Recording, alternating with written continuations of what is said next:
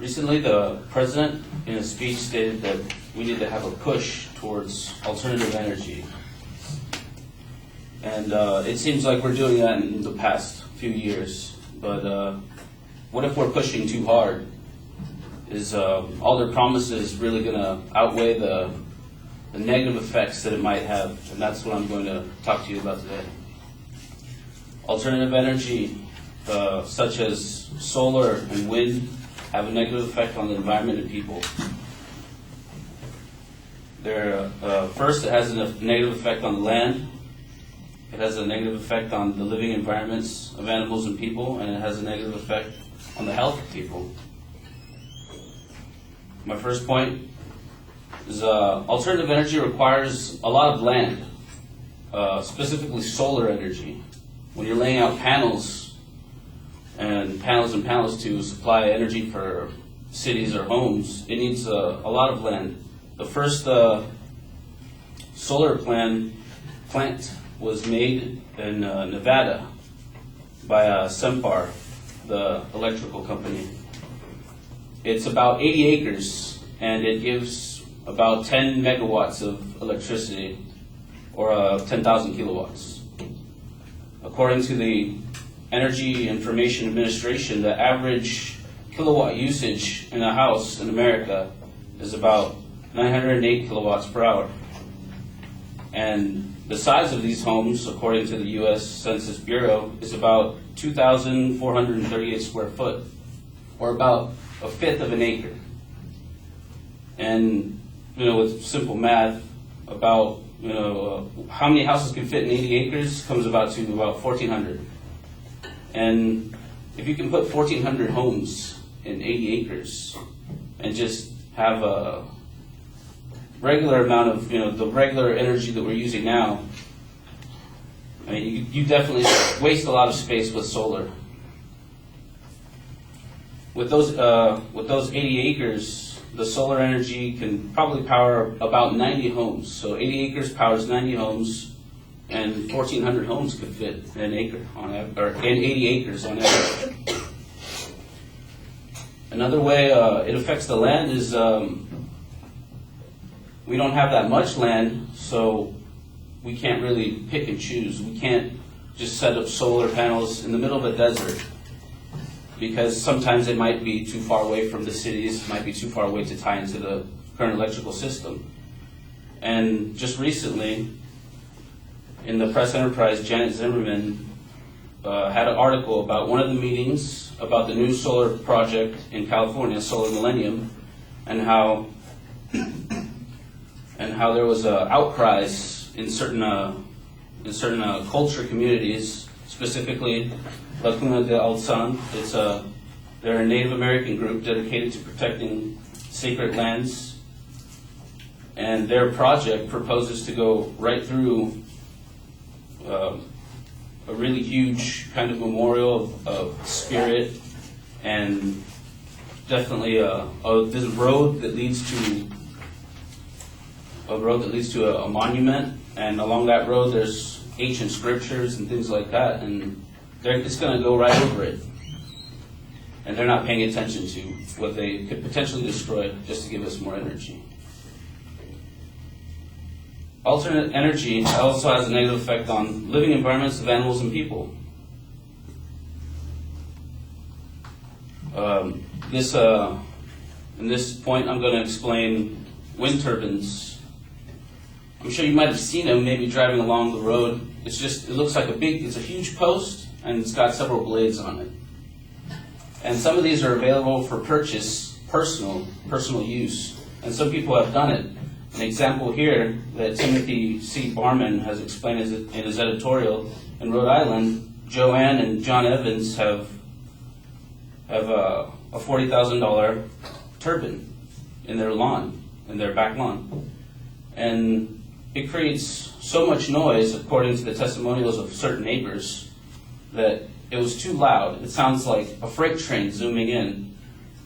And then another neighbor, Steve Robinson, said the house was shaking when that thing was on. 16 of their neighbors sued them for that, and the judge ordered them to turn it off, and it now sits there long, not functioning.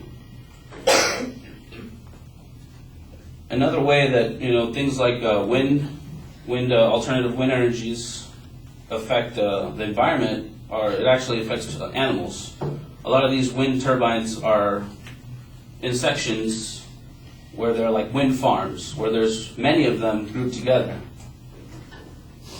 An example here in Garrett County, environmental groups were protesting those wind farms because they were affecting the Virginia and the Indiana big-eared bats. The judge recently complied and had those farms postponed to later determine to move them somewhere else. Alternate energy also has a negative effect on the health of people. Going back to solar panels, the manufacturing process of these solar panels is dangerous. A chemical called cadmium telluride is found in solar cells during manufacturing. And according to Ryan Keene, an article he's done in China, the biggest solar panel manufacturers, they recently had to shut down a plant because 500 of the neighboring people near where the plant is have been infected by levels of cadmium that are deadly. A few people have already died over the last past summer. So I've talked to you about how negative energy affects the land, the living environments of animals and people, the negative effect of health on people.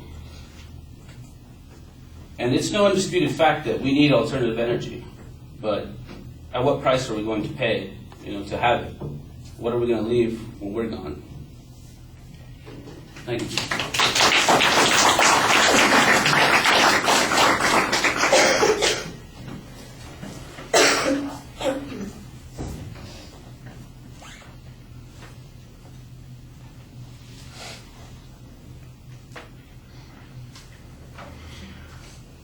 All right, the opening is fine. You state what the claim is, although it's got a dependent clause in it because you've got it divided up into particular parts. The main points you set up pretty clearly. I think that you could create a little bit more drama on the nature of these risks. You're very dependent on some examples as illustrations of potential problems, and I think that we need to be able to make broader generalizations on some of those points. On the other hand, some of the points I think you're making some pretty broad generalizations for those particular examples. Internal signposting was very clear. It's easy to follow. You usually give a pretty good explanation of what's going on the alternative energies. The examples are very good. You cite them clearly. The statistical data, I think, needs to be a little bit more thorough. I did like the one comparison. The immediate piece of information that jumped in my head when you were talking about the solar centers and the 1,400 homes that could be built in this 80 acres. I'm going, well, how much energy does it provide? You finally get to that, and basically, the 80 acres provides enough energy for 90 homes, which means, that basically it's just a little over, one home per acre that you need in order to do that. That's where I would have jumped on and said, well, immediately, how many homes are we talking about total in the country if we were trying to use solar energy to do this? How many acres would that represent? What part of the land area does that constitute? And then we could have some idea about how vast this problem is going to be. Then some of the picayune things that you're talking about, like, we're blocking the Native Americans' access to some monument or anything, suddenly that becomes more important because it's not something that can be easily relocated because we have to use so much extensive territory there. I think that would have made that argument a little bit stronger. You did a nice job citing the sources for the most part. Presentation issues, the only thing that I think is a little problematic is the pacing is sometimes a little inconsistent. It's not that you're going too fast or too slow, but sometimes it seems like you go a little slower in some places, and there's an awkward pause. Yeah, maybe that's a distraction. It comes up and it gets you. You went a little bit over time. Well, it wasn't a big deal, but that'll be something that you want to watch out for in the future too. All right, thank you.